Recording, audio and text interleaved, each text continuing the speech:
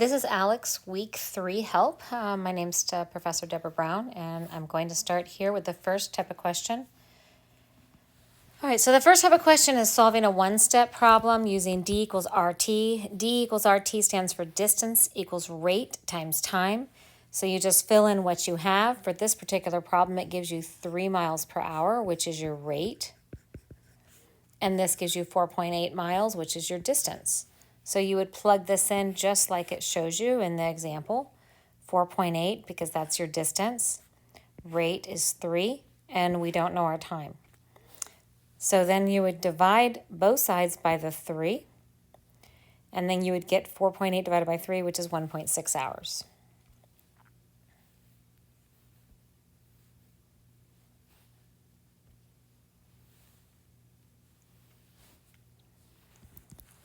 This is now solving an equation by having to multiply in. So I'm having to multiply the 2 by the 4v and the 2 by the 7.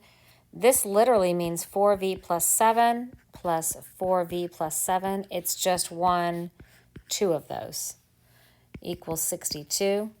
So the 2 times 4v is 8v, and 2 times 7 is 14, which obviously if you wrote them out, you're going to get the same thing. Then you're going to subtract 14 from both sides. It's a balanced equation. It's like if I have 1 equals 1. If I subtract 14 from this side, I have to also subtract 14 from this side in order for it to be balanced. So I get 8v equals 48. Divide by 8. V is equal to 6.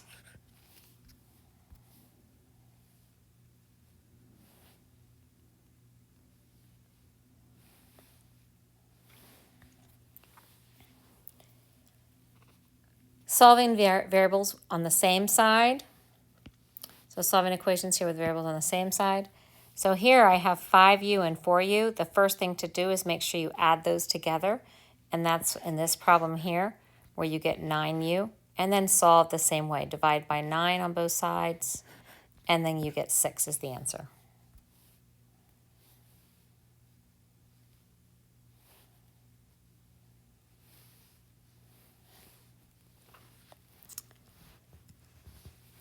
I have variables on the same side, but on this one I have an extra number here.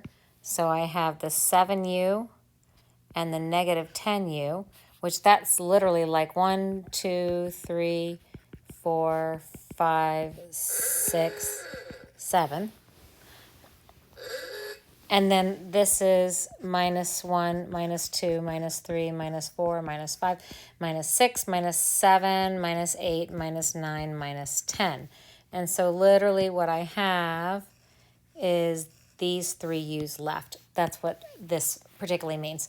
Because this is saying a positive 7. So I think of positive 7 as money I put in the bank. Negative 10u as money that I owe. So obviously that means if I paid off 7 of the dollars, I still owe 3 of the dollars. Anyway, that's how I kind of solve those type of problems. So here we're down to this part here. And then now you're going to subtract 9 from both sides. And you have 3 u's is 27 and divide by negative 3 and you get negative or positive 9.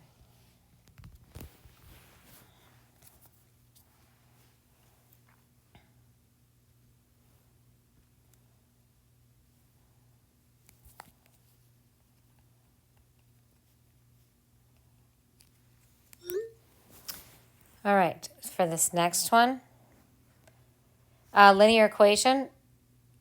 So for linear equation, for this solving is I have variables on both sides. So now I'm going to combine the 6y and the 4y first. And so I have, as it did here, that's going to be 10y. Then I'm going to take the 10y from this side and the 10y from this side. And I'm going to cancel it out. And I'm going to come up with this equation here. Because I have 5y So that's a positive 5. Remember, depositing in the bank, negative 10, taking it out of the bank. So now you're $5 in debt to the bank. Plus 23 is equal to negative 17. Subtract 23 on both sides.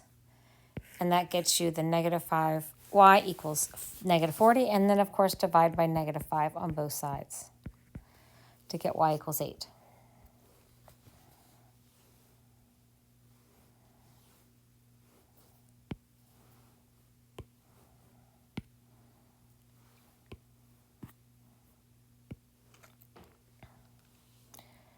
Okay, so to solve for u here, remember this means there's 6 of these, so there's 6 u's and 6 negative 4's. So that's negative 3 equals negative 3u plus 6u minus 24. So I have negative 3u plus 6u, and that's going to be 3u minus 24. Add 24 to both sides, and it's going to be 3u equals 21. Divide by 3, u is equal to 7.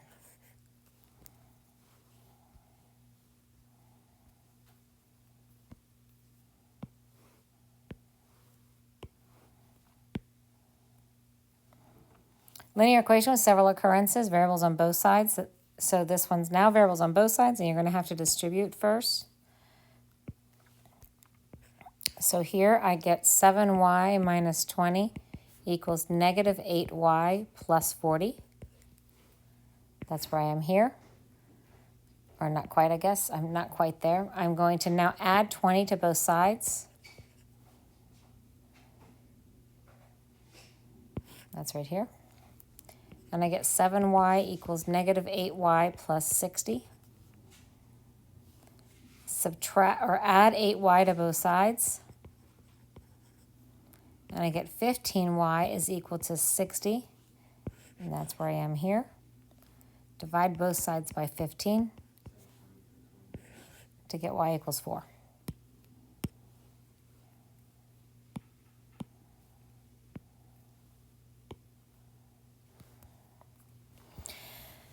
This equation is trying to say 0, 1, infinitely many solutions. So let me show you how I would do this. If something has 0 solutions, algebraically, 0 solutions looks like something that looks like this. 1 equals 0. Something that can never occur. Never occur would be in lines. Basically, it means they would never intersect. And those would be what we call, of course, parallel lines, where there's no intersection at all. There's never, ever, ever do they cross. So that's scenario 1 with no solutions. This is no solution. Scenario 2 with lines, if you have one solution, so that's one solution, it's going to be like if it's x equals 2. Well, literally, you have a graph.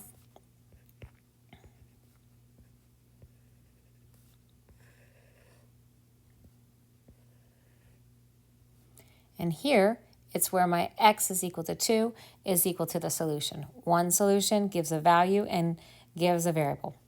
The third scenario is infinite solutions. Infinite solutions is if I have something that's like 4 equals 4. When does 4 equal 4? Always. 4 always equals 4. And so that would look like a line here, but it's the exact same line. So line number 1 is here, and line number 2 is right on top of it because they're actually the same line. So this happens always. The no solution never happens, and the one solution happens just once at that spot.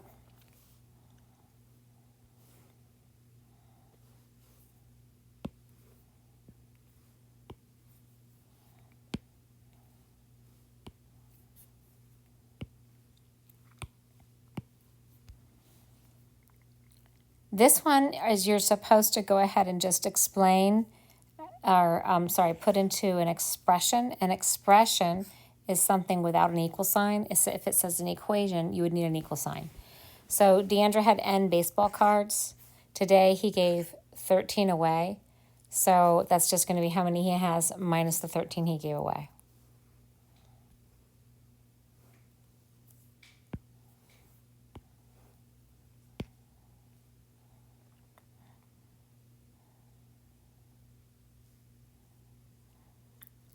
9 times the sum of a number and 4.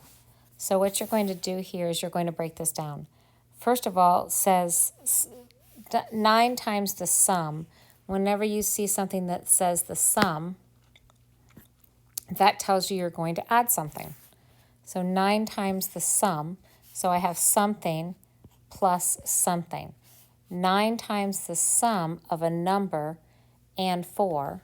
So 9 times the sum of a number. So 9 times the sum of a number and 4 is equal to 5.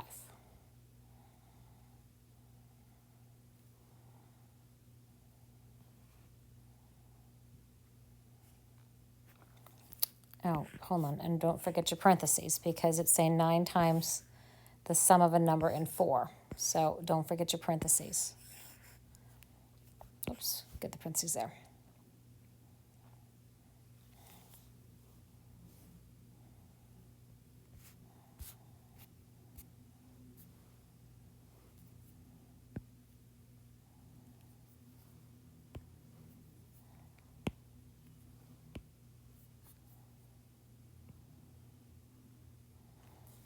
A washer and dryer cost around $750. The cost of the washer is 2 times the cost of the dryer. The washer equals 2 times the cost of the dryer. And the cost of the washer plus the dryer is equal to $750. So since the washer is twice the dryer, I can put the W in for here. So now I have 2D plus D is equal to 750. So that means 3D is equal to 750. Divide by 3.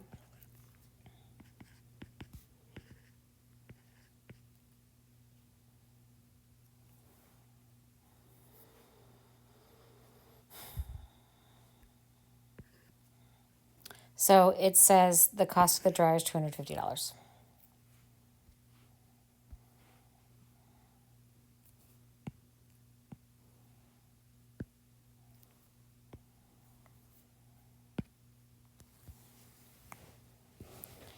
Okay, it says Yolanda got a prepaid credit card with $15 on it.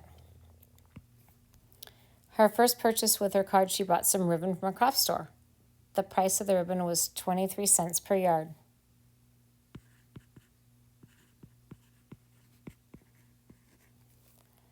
If after the purchase there was $5.34 left on the yard, how many yards did she buy? So you're going to take the $15 that you had originally, subtract her purchase. And her purchase was 23 cents times the number of yards, which we don't know how many yards of ribbons she'd had. Then the total that she has left, it says, is $5.34. To solve this, you're going to subtract 15 from both sides. So you have negative 0.23x equals negative, right?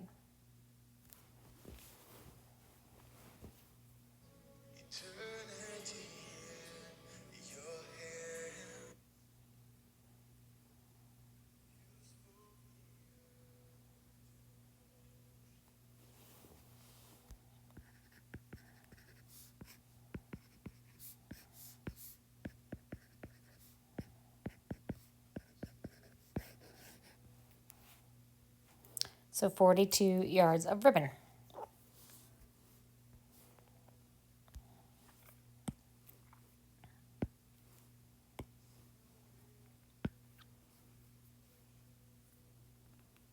Okay, this says let n be the middle number of 3 consecutive integers. Write the expression for the sum of those integers. Okay, it just says 3 consecutive integers. So consecutive integers means if one number is, let's say, 15, the next one's 16, and the next one's 17. So we don't know what that first one is, so we put n.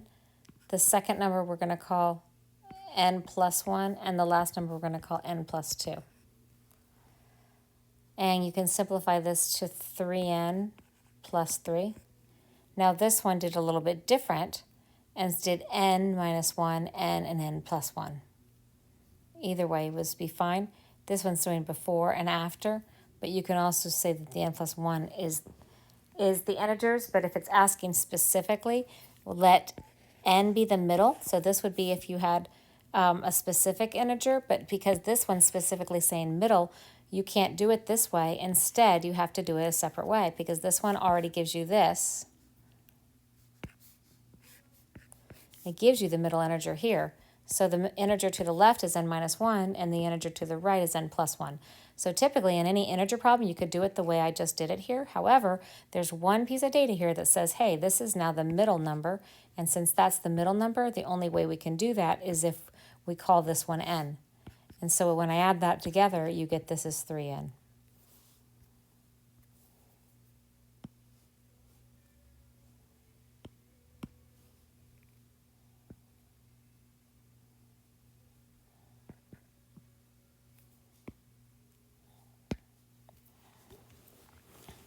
Solving linear equations, same side and then distribute. So this is similar to what we just solved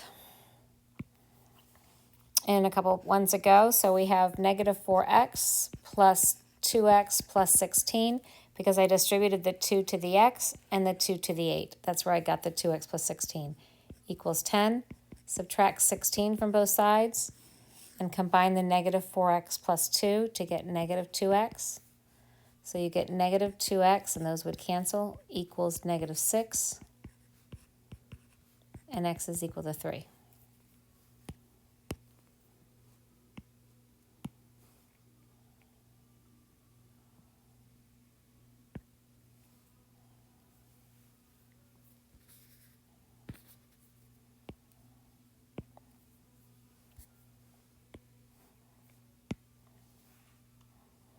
Heather scored a 71, 78, 71 on the previous 3 tests. What score does she need to average to get the mean of the 72? So I know how to get the mean would be 71 plus 78 plus 71 plus x divided by 4 would get the mean score of the 4 tests. Well, I want that mean score to be 72. So that's how I would do this. And I would say, okay, let's multiply both sides by 4. And I get 71 plus 78 plus 71 plus x is equal to 288. All right, and then when I see, okay, I'm going to add those all up, and I get 220 here. And x is equal to 68.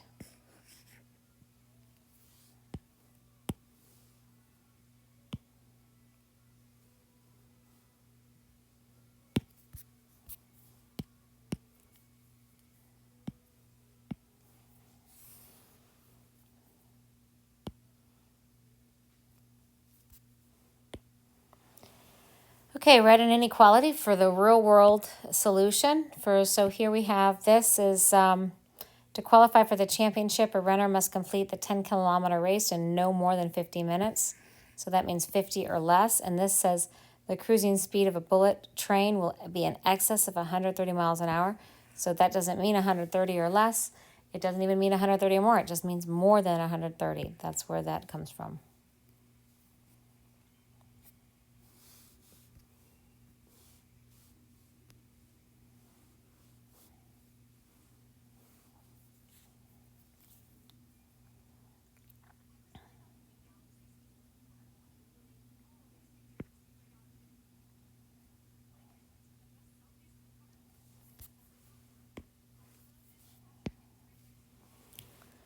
Write an inequality for the graph shown below, okay?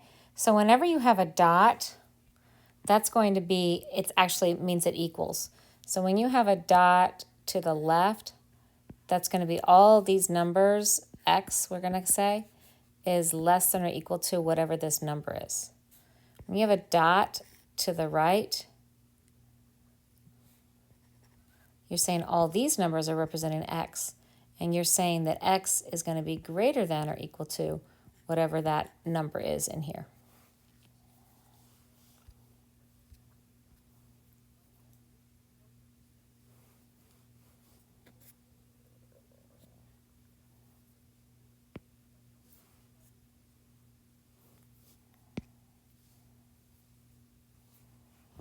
So this one, it has a compound and it has 2 of them. So what you're going to do is you're going to put them together.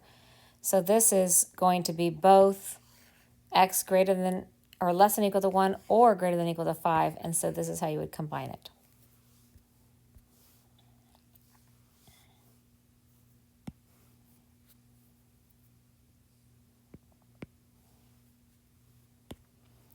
Okay, set builder notation and interval notation, you're just going to combine things. Is that this is a really great chart to show you how this is.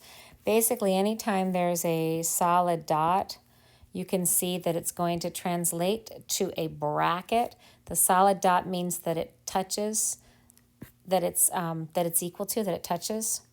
And then the inequality shows that it's less than or equal to, that's the solid dot, that's the bracket. So you can see when it's not touched, you can see the open circle and the parenthesis. All of those will go together. So see here how this is a open and this is a closed, or excuse me, a less than or equal to. So there's open and then this is a dot, closed. This is open by the parenthesis. The parenthesis means it barely touches, but the bracket means that it does touch.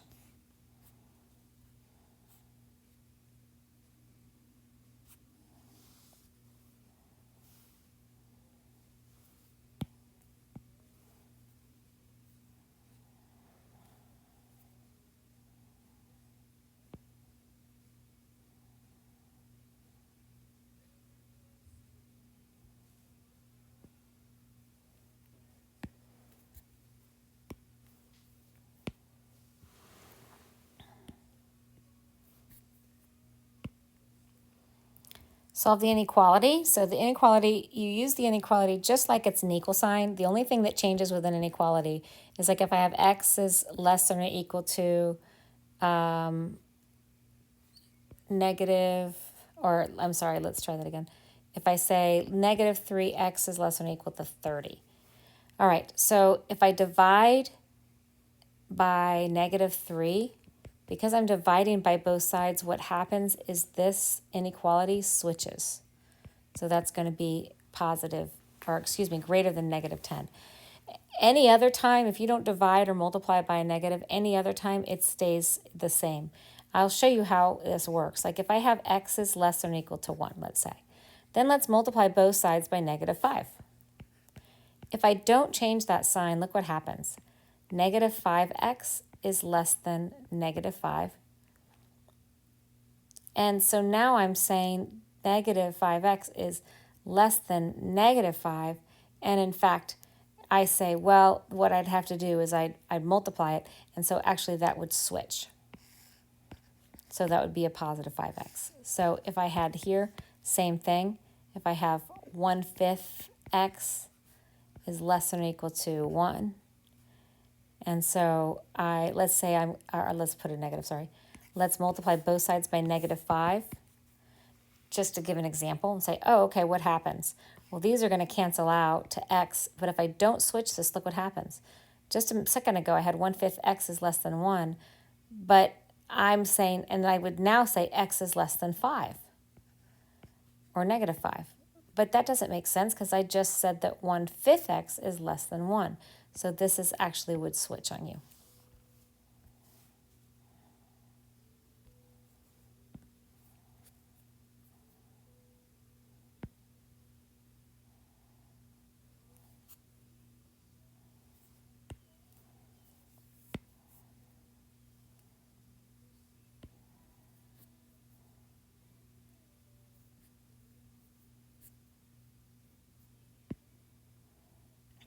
A compound variable is one that has an intersection. And so you're saying this goes between less than or equal to a 1, and it goes through less than 6. So that means that this is the disagreement, but this is the agreement they mutually can come between.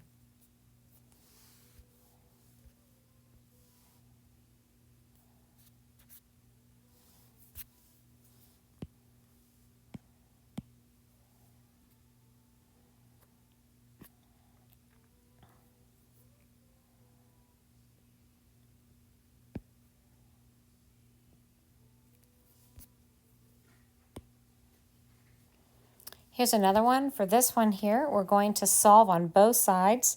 So you're going to solve it with two solutions, one on the left side and one on the right side. So you can see this is exactly what we did, is I just wrote 2x plus 2 times.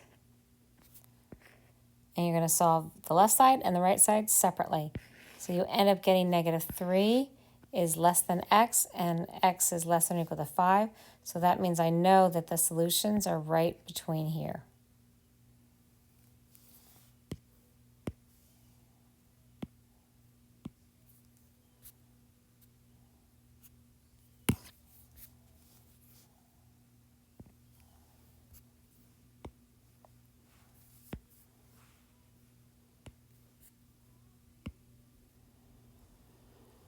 There's a month. So this one here, you're supposed to solve an equation by writing it first and then solving it. For his phone service, he pays a monthly fee of $28. But then he pays an additional 7 cents per minute of use, where X equals minutes of use. The least he has been charged this month is $115.15. The least. So this is going to be, he's been charged at least $115.15. That's the minimum he's been charged. So now you're going to solve this, and to solve it, you're going to subtract 28 from both sides.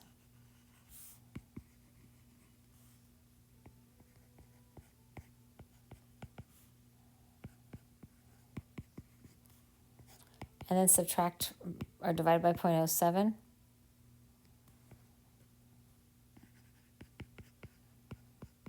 And 12 m equals 1245. All right, I hope that helped with some of your problems. Just let me know if there's any other issues.